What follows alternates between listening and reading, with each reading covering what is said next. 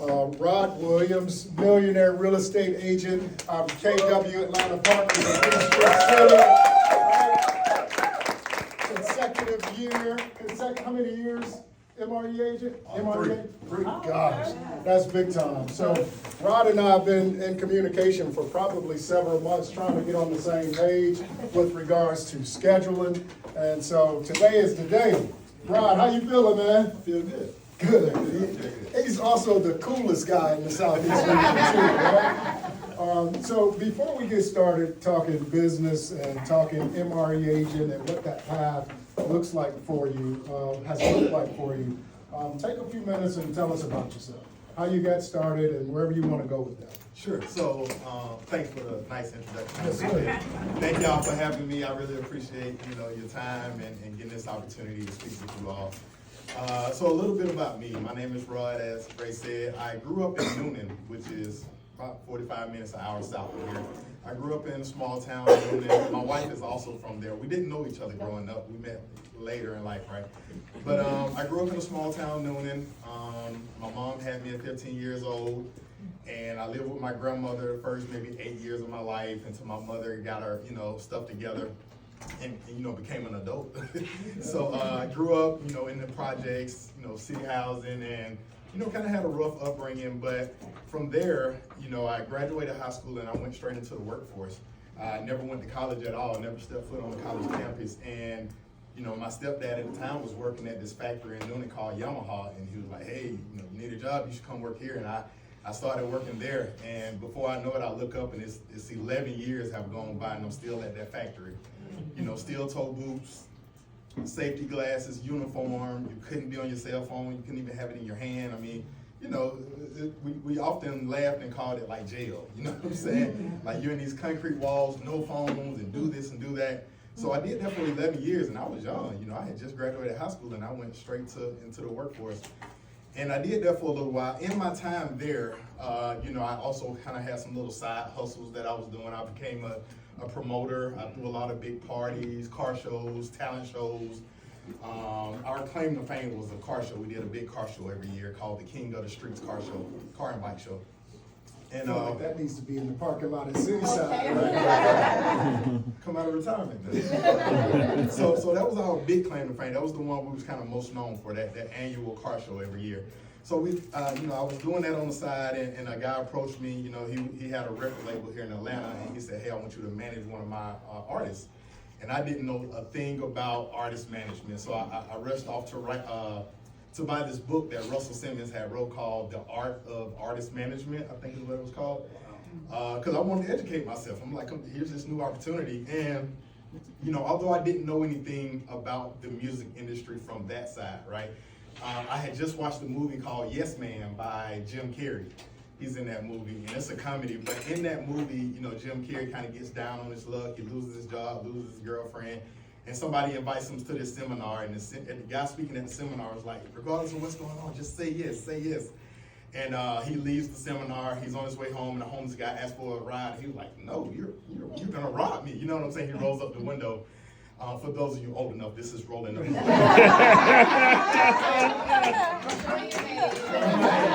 thought that's OG earlier. So Jim Carrey on his way home rolls up the window, was like, "No, this is homeless guy. I don't want to give him a ride." And then he remembered the guy at the seminar saying you have to say yes for like the next period of time. I don't know if it was a week or a month, but he had to say yes. That was what the seminar was about. So when I was approached about becoming an artist management, I said yes.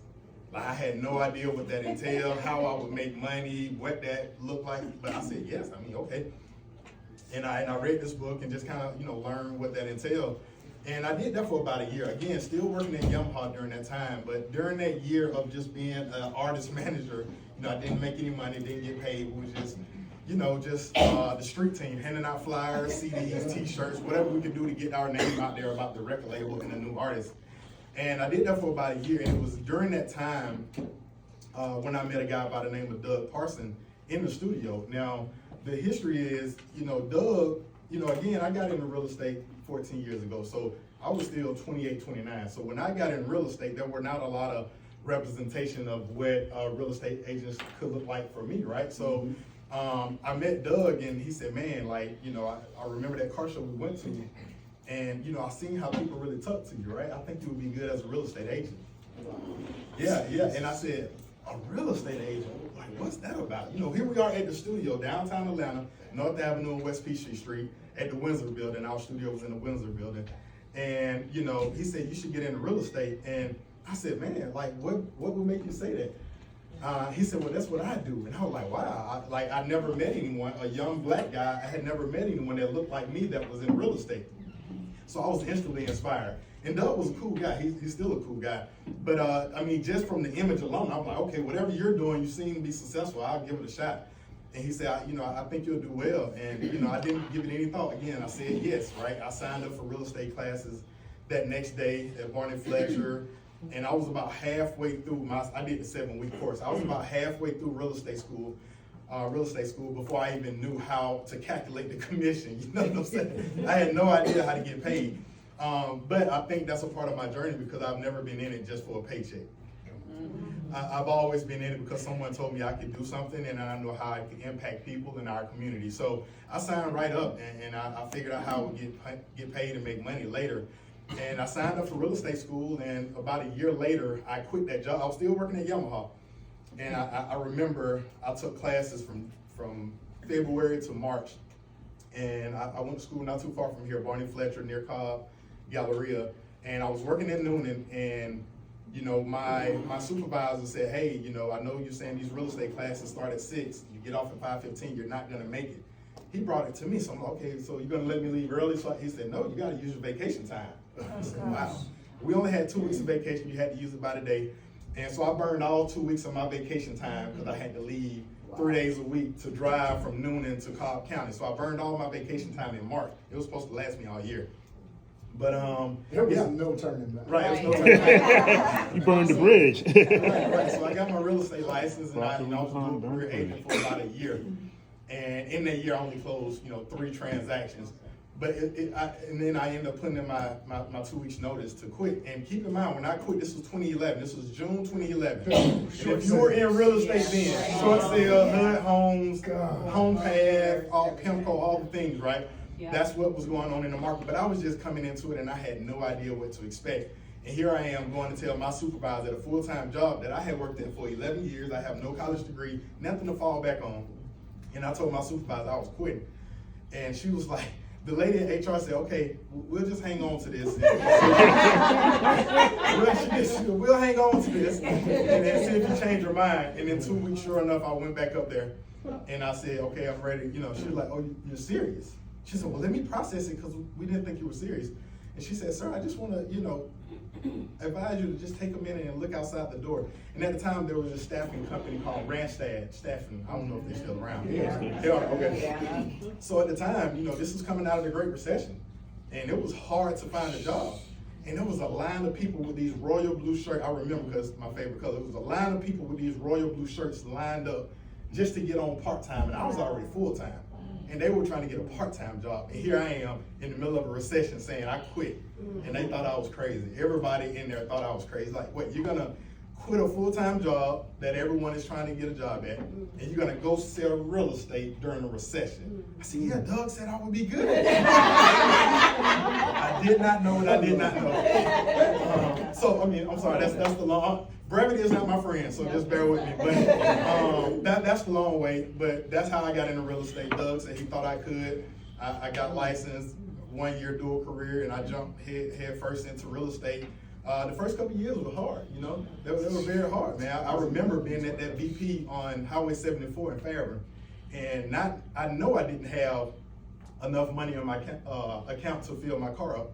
But what I did know, I found out a trick that if you have enough to just start it, you stop when you stop. I don't know if that's still the case. I don't know if that's still how that works. Do not say I told you that. but I was able to fill my tank that day. And I knew I didn't have enough to fill it up, but it wasn't in the red, I just didn't have enough for a full tank, and I stopped. So it was tough times, man. You know, I purchased my first home when I was 21 years old. So that is something that my mom did for me that really just showed me that real estate was the way. I purchased my home when all of my friends were still in college, and you know, so we kind of had what you call like a frat house, but it was like an actual house I owned because I was so young. I was only 21 years old, right, and all the people just hung out. So I knew at an early age that real estate could be life changing. By way of ownership and by way of us as agents helping other people achieve home ownership. So that's kind of how I got into real estate. Gosh, man. I didn't know he was a comedian too. So listen, guys, let's do this. To make this, and I got a bunch of questions I can ask, but I don't want to make this about, you know, what my thought process is. So, millionaire real estate agent, has a team, been in the business for quite some time. I would like to create a list of things, a few items, number of items that that you guys would like to touch on. So what would you like to talk about today? So how did you go from three? Just the topics, and I'm gonna write them down. Yeah, his lead source, like what did you use to get all your business? Okay. Hang on one second. Hang on. Let's get a list of ideas so we can go. Your time management schedule. Time management. What else? Team building. Team. Oh, yeah. Team building. Mindset was the other one from Kenya. Mindset. Technology stack. What was that, JP? Technology that he uses. Technology. Market changes. Gosh. We don't know about those. And just the shift, when was the shift from going from an individual agent to, hey, I wanna build a team, what did that look like for you? Sure. And maybe just all the mistakes you made along the way. So many. Love it. Yeah. I don't know if that stops. I don't know if that stops. Anything Another else? sheet of paper. Anything, anybody? Like when did he break through? When did he break through? Breakthrough, I wrote that down. Yeah. What did you say, Alice? Balance, how do you balance work Gosh, between work and love that. family? Great question. Employ your wife. Yeah. What'd you say? He said employ your wife.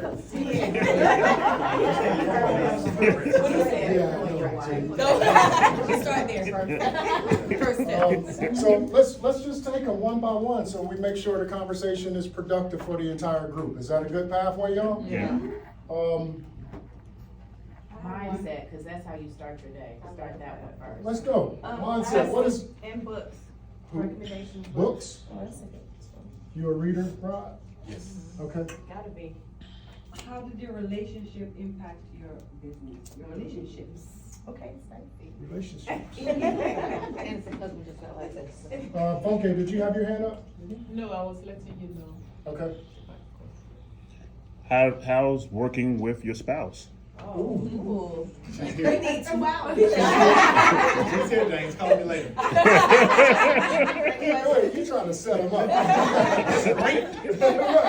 Next question. Next question. All right, so let's try to get to as much as we can. They both can answer that. Right, and so we're gonna start off with mindset. What does that look like in your world? Mamba mentality, man. Kobe Bryant, right? Like by any means, I'm kind of a results-driven, no excuses type of mindset person. I don't believe in if you're committed to something that you should like just let yourself down and let other people down that depend on you. So I try to block out the noise in every situation. My wife will tell you this. In every situation, I find like the positive in it, regardless of what it is. The appraiser just came in low. Well, maybe they'll do this. Maybe they'll pay more. Maybe they're, or the deal terminated. Well, hey, here's the great news. The pre-approval letter hasn't expired, right? And they're still looking. They still want to buy, even though this property. So I'm just always positive around, not really expectations or like the outcome, right? My mindset is always positive and always solution-based. Great tip there. Solution-based. Always like, what can we do? I never really focus on the problem. My wife will come to me and she'll say, this is going on. Before she can stop talking, I'm like, solution. Have we thought about this? And have we thought about this? I don't really dwell in things I can't control. It does me no good. Absolutely no good. I don't really dwell in things I cannot change. I focus on things I can. Solution-based. I don't know, I hope that answered the mindset question. Like, I'm just results driven by any means, get to it. I know what I have to do. If I don't do it, I'm gonna let the people down that depend on me. So, I mean, I'm in the office, I know we put up a schedule, but I'm not really in the office for a set hours. I'm in the office until I accomplish what I committed to do. Oh, come on. You know what I'm saying? Like, I know the doors close at 5, like, I get it, you know, leave my light on. Like, I got goals, I got people that depend on me. You know, I came into this year with only 2 pending, cause we barely hit MREA, by the way, last year. And we were so focused on making sure all of our deals closed at the end of the year that we didn't even look at January yet.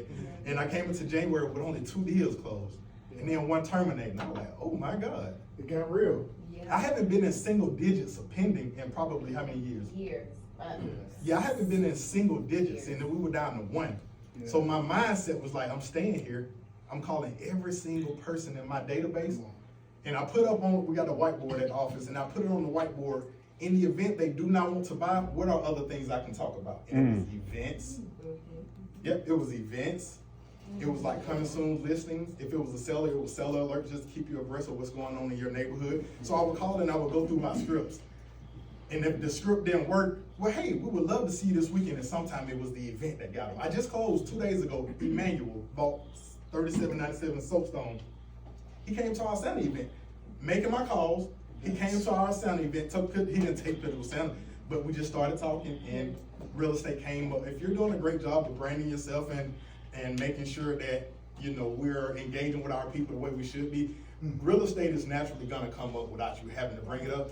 But yeah, at that time, Emmanuel, I called him because he had purchased with us a couple years ago. Invited him to the event, because again, I'm just calling, invited him to the event, came to the Santa event, no kids, and we had a conversation. No kids. And we just I'm glad you closed. said that. I'm So I glad hope you that said answered the mindset question. Yes. We just had those conversations. Well, I had those conversations with a few of our agents in the room. The benefits of hosting events on a consistent basis with your database or your sphere. Yeah, Or the public. or the public. We don't even call them client events anymore. They're events. Yep. They're community events. Anybody's invited. Agents, Come on, anybody's invited. You don't. Why would we limit it to just our past clients? gosh, that's a big one. We're shedding off such a huge demographic of people that may want to use your services. It's an event. Anyone's welcome. This is a relationship business, and I treat it as such. I don't treat it as a sales business, right? It is sales based, but you got the more relationships you're in, the better off your sales business will be. That's, Can you talk about just a couple of those events you like to do, real quick, please? Yeah, sure. I mean, we do a lot. So this Saturday we're doing hiking. We're hiking up Arabia Mountain. Next Saturday we're doing the Easter egg hunt at Grant Park. We do home buyer happy hours. We do photos with Santa. We do ice creams in the park. I mean, you think of it. Yeah. It's not so much about what the event is. I think sometimes we try to overcomplicate it and come up with these like brilliant ideas of what the event. It's not about the event. And I heard, I can't take credit for this. I heard someone say it, Lance Logan, I think, at Family Reunion maybe 4 or 5 years ago, at my first one. He said, it's not about the event. It's about before and after. And I said, what does he mean? It's about being able to call and invite them, because you get an opportunity to get in a relationship with them. And if they don't attend, you get an opportunity to call and ask why they missed it, tell them all about it, create FOMO, and to still be in relationship. So it's about those 2 points, not so much That's what the That's event cool. is. that's big. That changed my perspective on the That's event. huge. Thank you. That's huge. What about, morning routine? What does that look like for you? So it looks a little differently now, man, with a 3-year-old going on 23. It looks a little different. I used to be that guy that was in front of my computer every morning at about 5:30, 6 a.m. But these days, I am still up around 5:30, but I'm in charge of, like, you know, getting her dressed, getting her ready for school, and then taking her to school. So really, I use that first 30 minutes for just like mindset and just preparing for the day. I'm looking at my calendar. If there are any appointments that are not income producing, that are not just urgent and that can maybe move. So I'm really just planning out my day. And then in the afternoon is when I'm, like, you know, trying to get some exercise in and, you know, spending time with family. But that morning routine really just consists of mindset in the mornings. Yeah, in that same lane, with having a wife and a child or children, how does balance show up in your world when you especially in a shifting and changing market? Yeah, I mean, I honestly don't think there is a perfect way of balancing it all. I do believe when you are all in on something, something does take a little bit of a hit.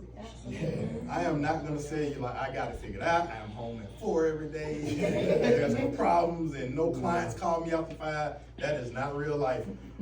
So it's a tough balance. I do try to create as many boundaries as possible. I do during our buyer presentation, consultation, talk about like our office hours and what that looks like. You know, I am home every day at 6 o'clock. You know, that is something I'm committed to. I am home every day at 6 o'clock and the phones are on the table. My wife, I can't lie y'all, my wife is right here. My phone is on the coffee table and I'm engaged, playing with my daughter. We're eating together as a family. But then when it is time for work, so I think a lot of times when we talk about balance, we talk about what it looks like at home. I like to talk about what it looks like at work. Because the same way I'm super engaged at home and I'm not worried about work, when I'm at work, don't come talking about like what we eating at 12. I'll be there. Like Cat Williams said, I ate yesterday, like I'm working, you know what I'm saying? So the balance is during that time block, focus on what that time block should be and it helps you balance it all out. And you're not feeling all over the place because you truly did the things you're supposed to do during the time block. And when we don't, that's when we let things kind of creep into our time block. They're not supposed to be there. That's when the balance is off. That's when we're off balance. But I try again, a time block, try to be home. Well, I'm home most days at 6 o'clock. You know, I'm in the office every day by 8:30. That's pretty much it. I'm there. Yeah, that's what balance looks like for me. Let's go with market changes. How have you been able to maintain a high level of focus and production through the shifting and changes that have come with the market over the last 12, 18 months? So honestly, I never stopped doing the fundamental things of, here's this word, y'all, lead generation. I know we want to get creative and figure out another way, but we never stopped. I mean, even during COVID, when most agents were, you know, masterminding around how to get offers accepted, I said, we just got to talk to more people and keep the stuff in the pipeline.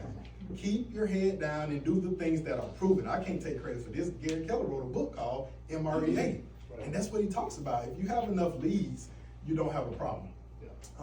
So the market changes really didn't define us. We sold more and more every year. Year over year, we've still sold more. Even when the market was down 30% last year. And down, you know, halfway through the year last year when 2 years ago when they cut the rates, it went down maybe 10, 15%. We've sold more homes every year. And it's because we still do the fundamental things that we should be doing, stuff in our pipeline. The more people you have in your pipeline, the better off you are. So we didn't do anything differently to answer your question. We doubled down on the fundamentals. And by double down, like if we were lead gen for an hour together, now we're doing it 2 to 3 hours, right? If we were doing quarterly events, now we're trying to do them monthly. We're trying to do as many as possible because we see what that does for our business. You know, you just reminded me of a conversation that I had yesterday, and when I was in production, whenever I experienced a lull, it usually was because I wasn't talking to enough people. Right? Same rules, right? Yep.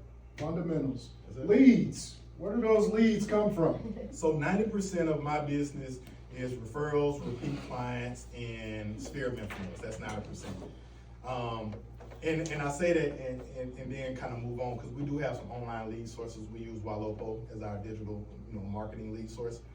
But the 90%, I feel like everyone always says that. All top producers say, yeah, my business comes from my sphere. But I want to go a little deeper into that. It comes from my sphere because I'm intentional in my relationships. I'm always inviting them to events. I'm always coming from contribution. We do a really good job. This doesn't get talked about enough, right? When we get them on the contract, we actually do a fantastic job, y'all. Like, why do we get them on the contract and start worrying about the next one and just hope they close? No, we actually spend countless hours every week. How can we improve that? I'm always on her. She leads our operation team. No, that email's too wordy. Change that. She's like, go make a call. No, I don't like how that sounds. Like, change that. Like, can we automate that? Like, we're constantly trying to do things to ensure we give an amazing 5-star experience. So it's no wonder why we have over 200 5-star reviews on Google. And by the way, you can't pay to get on Google. Well, you can't pay to get 5-star reviews. So we really focus on the client experience. We pour a lot into it. I mean, throughout, they go on the contract, they get multiple emails, they get a call from 2 people from our operations team. You know what I'm saying? Here's what happens next. They're going to reiterate what Rod has already told them. Everything is documented. She said, once we get off the phone, you're going to receive an email with all that information. I mean, we do a high level job of why we have them on the contract. To me, because again, when you just hear most top producers on the stage saying, I get a lot of business from my, repeat clients, they don't tell you how. Well, I think it's the client experience and making sure we actually did a survey, and what year was it? 19 or 20? 20, during the COVID year, we did a survey. And we had some clients that had used us for the first time, but had already purchased other properties with other agents. And we did a survey of all of them. And we said, why didn't you use your other agent? They said their lack of communication. It was right then when we built out our systems to overly communicate.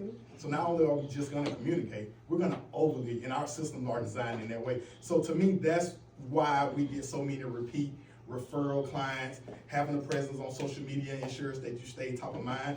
We don't really use it as like a lead generation platform. We use it as like a retention platform. We stay in front of our people, and we're just looking for an opportunity to get in front of them. I love it. And this sounds like excellence. That's what this sounds like. Appreciate it. Strive. How do you, leading a team, running a team, how do you make sure you have enough leads to keep the agents on the team happy and satisfied? Sure. Well, it depends on how you define leads. Because what I just defined, 90% doesn't cost us anything but showing up.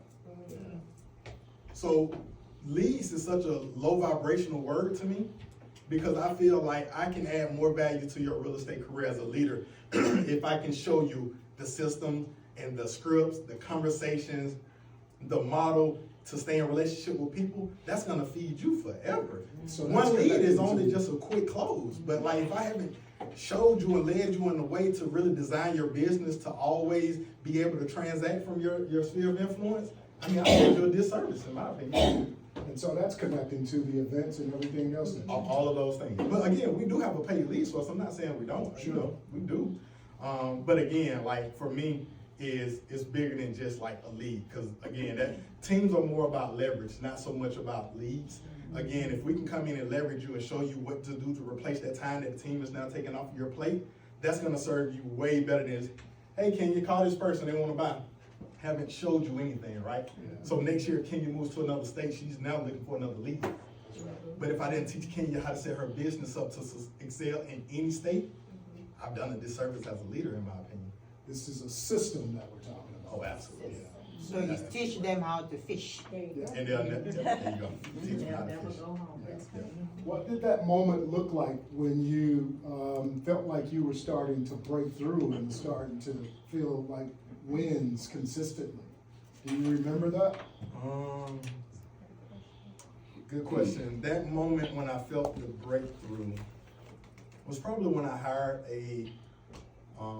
my wife as my assistant. So I had a transaction coordinator. I had one of the, pay per transaction coordinator, and that created a little leverage and kind of helped me produce a little more. And then after about a year, she quit and moved out of state, and my wife was in education at the time, and she was tired of teaching, and I needed some administrative help, so we kind of, got in business together at that time. And that's when I really seen my business take off. Because now I didn't have to worry about all the administrative things. Because again, I've been doing events way before the team. This is how I built my business. I designed our team with the things I did to be successful. And now let me just pay for it for you, right? But now I was able to spend more time actually with the people and let my wife handle kind of all the administrative things behind the scenes. That's when I seen my business went from maybe closing 30 deals a year to like 60 to 70 deals a year as an individual agent. It's a leverage conversation. Absolutely. So your wife was your first hire, and did you take her through the KPA? I did not. I didn't learn about the KPA until maybe 2.5, 3 years ago. So we were 2 years in with the team before I won't say I learned about it, before we really started standing on like the KPA process and the career vision process. So to answer your question, no. And we were I just didn't. dating at the time. We Yeah. weren't even married. Right. When I I- may have put a different name on the email signature. I said Danielle Glenn. Her name is Juana, So no, I didn't, but we do now, Michelle. We do now. Everybody we get in business with, from agent administrator to showing partners to agents. I mean, one of our close friends, Keisha Carter, right? Top producer we partnered with last year, we got in business together. We didn't skip any process. We did 5 interviews. Yeah. 5 interviews. Yeah. Didn't skip any process. That's a very important process of like getting into business with people. And how many people are on your team now? Now we're about, 8. We're 8. We were at 6. We onboarded 2 last week. Yeah, we're at 8. And 2 are operations. So my wife is our director of operations, and DeWanda, she's our administrative assistant. And then we have 5 agents, and then I'm the team lead. So did you set the team up out of, was this a leverage play? Yes. Yeah. Yes, so again, you know, each year I wasn't tracking like the percentage, but each year I was selling more and more homes, right? My first year I sold 3, next year 10, 22, 28, every year. So around year 5 or 6, I sold 64 homes. The next year I sold 70 homes as an individual agent. So every year I'll increase, and then I sold 70 homes, and then that very next year I sold 70 again. Yeah. So to me, 70 was my ceiling. Yeah. And the only way to break through that ceiling is going from E to P, leveraging, adding more systems and tools. And this sounds like it came straight out of the book. Yeah. I mean, I'm trying to think of one. I don't see a reason why we should reinvent something that's proven. That's Yeah. right. Like, people have gone before us and figured it out. That's right. Like, who do I think I am? Right. You know what I'm saying? To try to get creative, right? So, yeah, that's the model. That's the model, and that's literally what I try to abide by. Yeah. Now, what would you say is the difference between Rod today versus maybe 3-4 years ago? I'm a different leader. Yeah.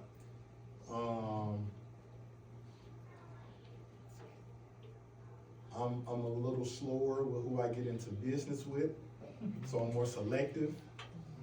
I'm a better listener. Babe, feel free to chime in. You may have a few. You're doing a great job. She threw you the ball back. Surprisingly, right? I think I'm a better leader. Yeah. I think I'm a better modeler, because you know I used to get frustrated with team members, like, you know, we said it at team meeting, why is it not happening? But I wasn't modeling that behavior or those actions that I expected out of other people. That's huge. Yeah, Yeah, that's huge. absolutely. I lead with empathy. You know, it isn't always just about the numbers. Or instead of just only being stuck on the numbers, finding out what's going on way deeper than like why someone is not showing up every day. You know, so my leadership style looks a lot differently. So those are some of the things I would say. Man, that's dope. Oh, I love that. Anybody thinking anything before I continue down the list? Where he said, he's better with finding out what's going on with the people around him, Yeah. digging deeper. And Ray and I had that conversation about some agents, and when I had the conversation, he was like, man, okay, we gotta dig deeper and really find You out. Cause just a lot of never us are dealing with things and you don't know, and it could be because of something else. Yeah. So you gotta find out and not just say, hey, I'm just done. Yeah, so. And maybe not even, not that it's not important to ask about the numbers, because most times I'm Right. coming right off of looking at the P&L with my bookkeeper and my accountant. So I'm coming straight in like, all right, nobody putting it on the board. But what I've learned, if I had to say one thing that I do better now than I did back then, is ask better questions. Ask better questions. My coach taught me that. Well, you know, the person that asks the best questions usually wins the conversation because you're gonna come out with more information. What you got, Tange? Before you transition into a team, were you more, when you made your 70 numbers, were you more heavy on buyers or sellers? Buyers, that's the craziest thing. So when you hear that, you think it's a lot of listings. I'm in the office just, I was driving from Gwinnett I to know, that's what I Newman to figured. Stockbridge to. So how did you do that? How were you managing your time? Because I know higher volume a lot of time comes faster with buyers. Yeah, just so I'm a tech guy, and we'll get into my tech stack. I know James brought it up, but I've always been extremely organized. I've always loved technology, so I was up on showing time before it became a thing here.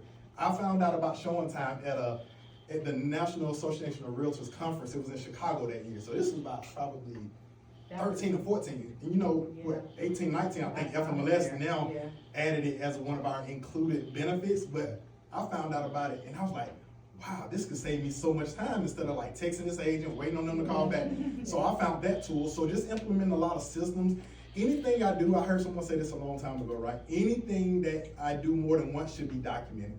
And then you follow that system of how you approach everything. I mean, there literally will be in a team meeting, I'll say something, I said that before, babe, write that down. Now that's one in our playbook that everyone's gonna have on the team. So we have processes, but to answer your questions, yeah, I mean, and by the way, this was before showing partners was a model. That didn't even exist. So it was literally just me showing all the properties and just being super efficient with my time. Time blocking is so important, when you're showing that many buyers. JP. Can you tell us about the importance of masterminds and collaborations with others in order to, I guess iron sharpens iron, that type of It thing? does. Proximity matters, man. In a good way or a bad way. You be the judge. Collaboration is so important. It's man. So I got a group of guys, and we just did the KW podcast yesterday, and we talked about this. I talked about it at family reunion when I spoke, and there's a group of guys I met at family reunion, and we all just kind of built this relationship. We stayed in contact, and we started being intentional and started flying to see each other, like masterminding together.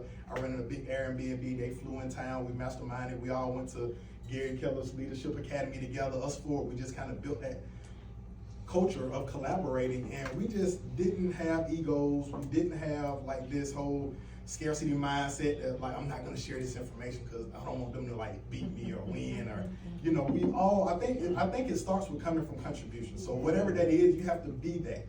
You have to lead with like what you want from other people. But it's so important, man. I mean, through that relationship with those four guys, and it's been about 3 years ago, the first mastermind when I rented that Airbnb, I left the Airbnb, I came home. Well, first of all, when they got there, Richard got in town around noon, around 2. Picked them up from the airport. The other 2 guys got in around 3. We all met at the house. And I had just only met these guys at family reunion a few months prior. Like I didn't really know them for real. But I respected what their businesses were doing, and we all masterminded. I rented the Airbnb. They came in town. We were all around this big island in the kitchen. And we all got our laptops out, and we're just masterminding. What system are you using for that? Okay, here's what I'm using. Here's my P&L. You see where I can cut some spending? Like here, we was just sharing information. It was so powerful. And it was about 10 o'clock. We were like, you know what? We have not ate today. Stomach was on my back. But it was so important, and I left that mastermind with 3 big things. One was take better care of my health. The second was to hire a coach. And then the third one, we rebranded at that time. Just from that one setting that day of mastermind with those guys, I left with 3 things that ended up like being so transformational in my life. So collaboration is so important. Proximity, who you're around, good or bad. If you're around people that like, always complain, don't come from contribution, always negative, that starts to kind of like, rub off on you. So you have to be around the type of people you want to be around, or the type of people that's doing the things and living the life that you want to live, and then come from contribution. I heard John Clyde. Yeah, John Clyde. So I heard John Clyde say at family reunion that John Maxwell said the 7 questions you should ask before you someone mentors you, and that last question was, how can I serve you? And I think people forget that one. They go through the other 6 because it's all about them. Then that last one, like, how can I serve you? We tend to forget that, but that's kind of how I live. I'm always adding value, always. Kenya will tell you, we've had conversations like, hey, can I help? What can I do? Have you thought about this? And I do this all day with anyone I talk to. Kenya's good at that too. Now, how can I help you? How can I help you? That sounds like the collaboration part or piece sounds like that's one of those things that helps shorten the learning curve too. It does. Yeah. Right? Yeah. I mean, people, you learn from their mistakes. I heard, I know I read in a book that, experience is the best teacher. But what it doesn't say in that book is don't mean it have to be your experience. Right. Right. Learn from someone else's experience too. So you mentioned technology. Let's dive into that. How does technology show up in your business, in your world? Oh man, I use technology. I mean, if the internet shut down, I'll probably just go out of business. That's how real it is with me. So our technology stack, we use Follow Up Boss for our CRM. I don't know if I can say that here. Of course you can. Yeah, we use Follow Up Follow Up Boss is a CRM. We use Sisu for like tracking and accountability. We use Dotloop for e-sign. The biggest two though is Follow Up Boss and Sisu. That does everything we needed to do. SISU, Sisu.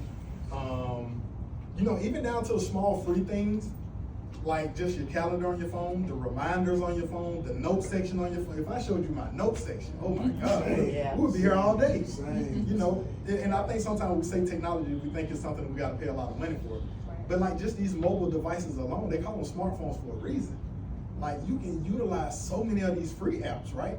But in our business, Follow Up Boss and Sisu is our tech stack. Walopo is our digital marketing company that we use. We have a lot of great tools within that. Our website, you know, the way we generate leads and engage with them is second to none. Those are some of the top technology things we're using. How do you pull leads, people you don't know? Do you pull them into your events and that type in terms of being able to create deeper relationships? Yes, it starts with a phone call, then a conversation. Depending on how the conversation goes, we either set an appointment to do business or I'm inviting you to an event. So I'm trying to get in front of you regardless. 80% of people work with who they meet first, not who's the best agent, not who has the best marketing, not who has the shiny business card. 80% of people work with who they meet first. So I'm trying to get in front of them. It's speed to lead. So my conversation and my approach to lead generation looks like first a phone call and a conversation is had to try to meet. And from that conversation, if they're not looking to transact, I'll kind of leave it with like, oh, well, I would still love to meet you. You know, come to this event we have coming up because I still want to get in a relationship with them. Okay, I like that. For Sisu, so I use that for the PC program. Does the office have to give it to the agents or can I send out something to them? What, a link to join? Yeah, or does the office send that out? I'm not sure. I'll have to check on that. Okay. I'll have to check on that. Yeah, Cecil's a great It is. platform. Really good. Did you say that's your website? I'm sorry, I didn't. Walopo. It's the Walopo. Yeah, Cecil is really good, man. It really shows you the gaps in your business. You can't hide from it. You can't lie. Well, yeah, I met with like 10 people last week. No, nobody's ready. Oh, but they didn't sign. What happened? Your conversion ratio is 2%. Yeah. What is going on? What are you meeting about? What do you call it? What a meeting is or an appointment is? So yeah, it really helps us like not be able to make excuses in our business. So the other really cool thing that we're not talking about, but it's happening in every response is obviously Rod knows all of his numbers. Yeah. Why is that important to you? Because if you know your numbers, you know your future, you know where you're going, and you know, are you on pace to like live your life by design? You know, I think it starts there with really designing that life, putting a number to what that looks like, and then you need the numbers to get there. So if you don't know the numbers, my wife and I had a conversation one time, and we was talking about hiring a chef. And this is about 2 years ago, and when I really started tracking our finances, I was like, we can actually afford a chef. But had I not been looking at the numbers, looking at the finances, because we're just spending so much money, not really tracking it, we don't know that we actually can afford some of the things we already desire. So, you know, I think, you know, looking at your goals, looking at where you want to be in life, looking at what you want to accomplish, you have to like reverse engineer it. Put a dollar amount to every action, and then you can kind of approach it with a predictable business, right? Like I know if I need to make 6 figures, and my average sales price is 9,000, right? So that's 100,000 divided by 9. That's how many transactions I need. So then I'm gonna divide that number by 12. That's how many I need to close every 12. That may look like 3 deals a month. And based on how many I need to close, I need to actually put 4 in the contract because some fall out. And if I need to put 4 in the contract, I need to be showing 6 buyers because everybody won't find their house in that 30 days. So I need to be showing 6 buyers. If I need to show 6 buyers, I need to meet with 10 because everybody won't sign that buyer brokerage agreement now that they gotta pay my commission. So if I need to meet with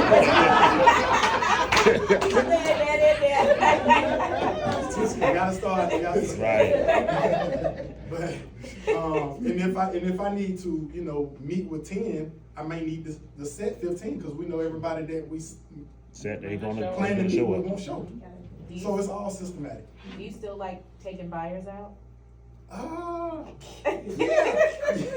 That was The not a right trick buyers. question. It's No. because that's how Oh, I he get it, started. the right buyer. He The started buyers, his yeah, business, I still enjoy it. The right type of buyers, Yeah. I still enjoy it. Like realistic, looking in an area that I like showing in, that I'm familiar with, and I'm very, knowledgeable about what's going on. Yeah, I do. When you say the right buyer, what do you mean? The price point or just the community? Well, just more so the people. Like, I'm a people's person, so if I'm gonna be here working, I at least want to enjoy my time with you as well. So people that I actually get along with, I maybe have some things in common with. So most of the time we're there looking at the house, we're talking about how's the family, how's the pets, have y'all been on vacation, all the things. I'm using the Ford script, and I'm just, and then the house at the end, like, oh, so what you think? It's like an afterthought. The house sell themselves. We just got to show up and be in a relationship with people. yeah. 2 questions. What is your big why? And how many vacations do you all take a year? My big, You want to answer that? We'll work on that, man. I saw the text. I don't know, how many vacations do we take a year? Not enough, she'll probably say. No, not enough now. Now that we have a daughter, is different. But Rod and I vacationed a lot prior to having Callie, before 2020.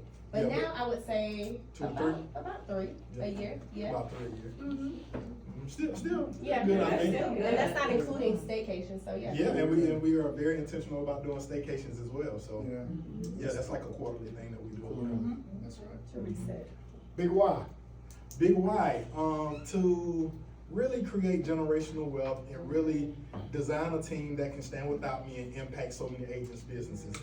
There are so many agents that I feel have the potential, but it's just some little small fundamental things that are not happening.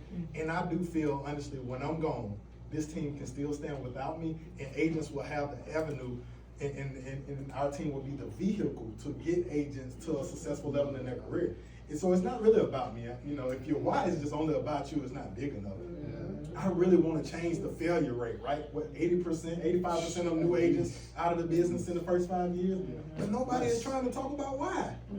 Like, we're just like, oh, that's a cool stat. It's terrible. I'm still here, so whatever. What in the world is going on? You know what I'm saying? So I really want to help people because I figured it out, right? Like, again, I didn't go to college. I don't have a degree that I can fall back on. This is it for me. This is it, right? And now that I figured out, and because I'm a servant, come from contribution, add value type of guy, I want to tell the whole world of real estate agents, I want to know, hence me being here today. So go ahead, JB. What's your comfort level with handing off some of your leads to your agent, to your team? When you say some of my leads, you mean like people? Your sphere of influence, people that you've cultivated. Do you hand them off, or do you always drive those to the end? Well, I do trust our systems.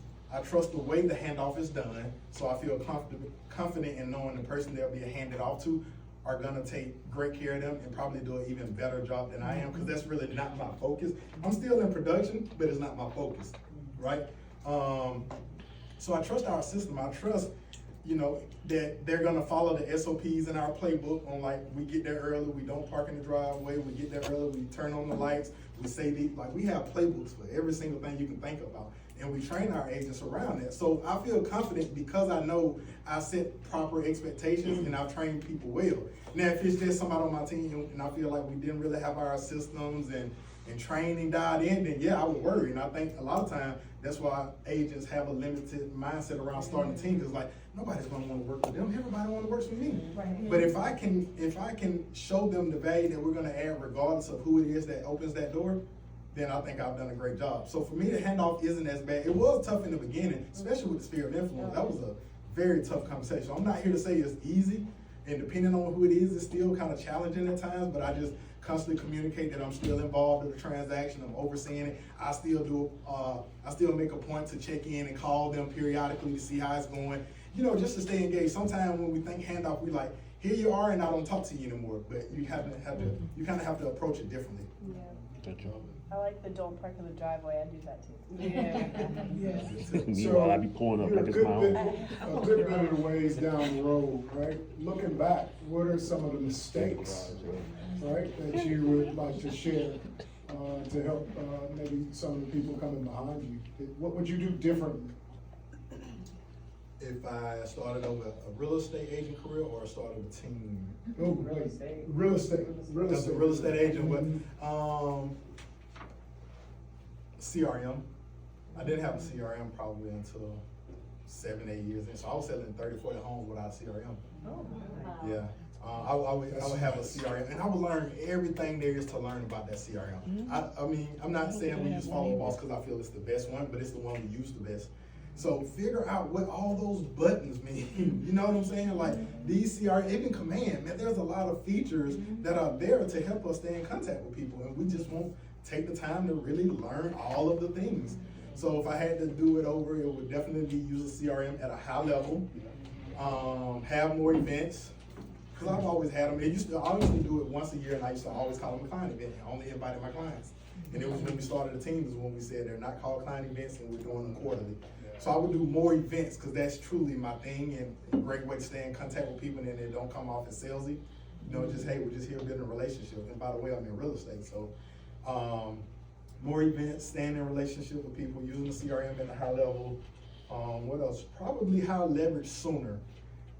I think that we want to get to a place of where like we feel like we're making double of what we're gonna pay that salary before we hire someone.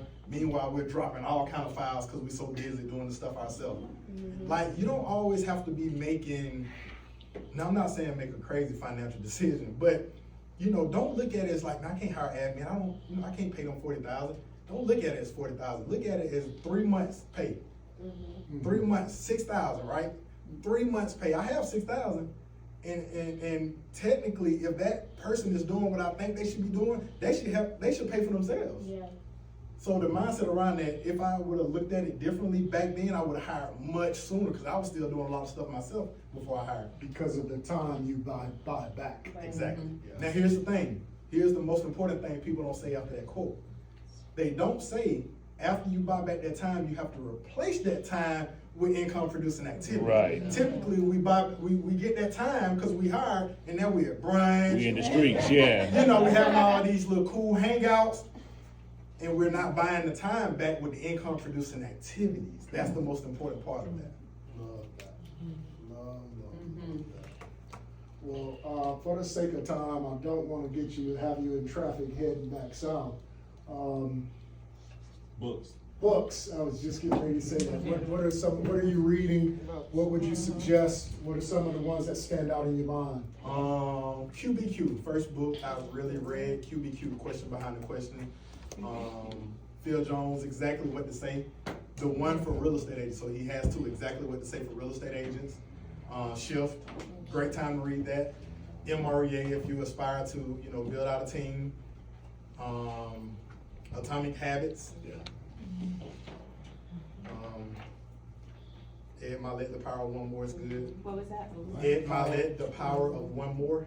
The Power of One. It's the power of one more.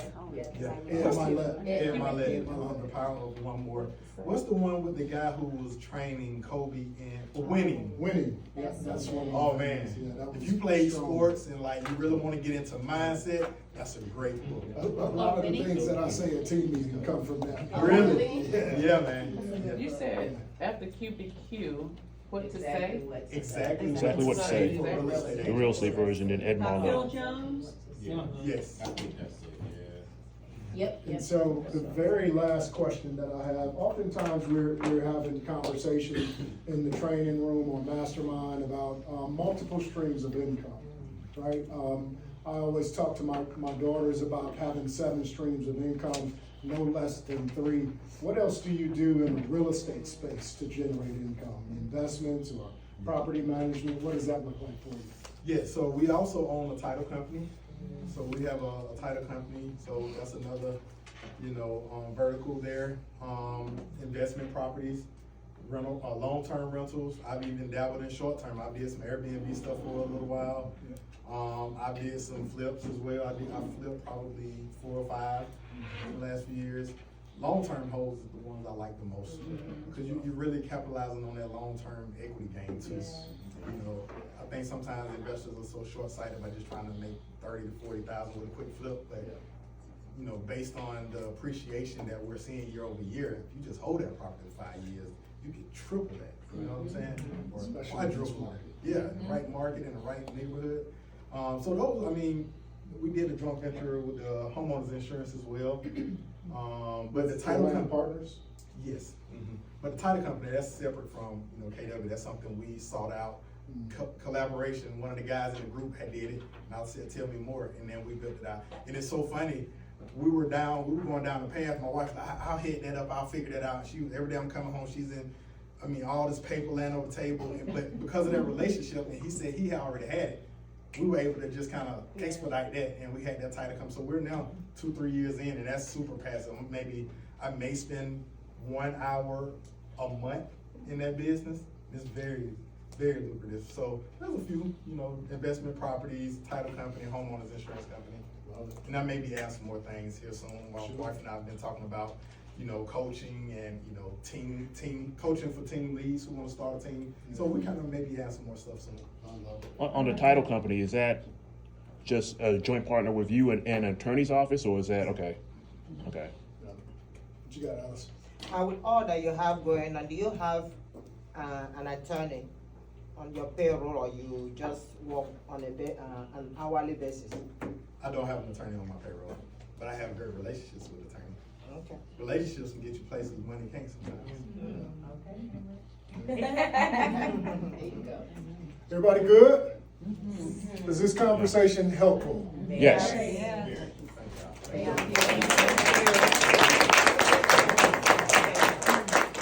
We appreciate you, Mrs. Williams, for being here as well. Next month, we got another great guest coming. What you got, JP? I noticed we didn't ask the relationship question, but that's all right. Hey, I ain't gonna leave my guy out there. I said great. Let me get a selfie with you with the crew in the background, bro.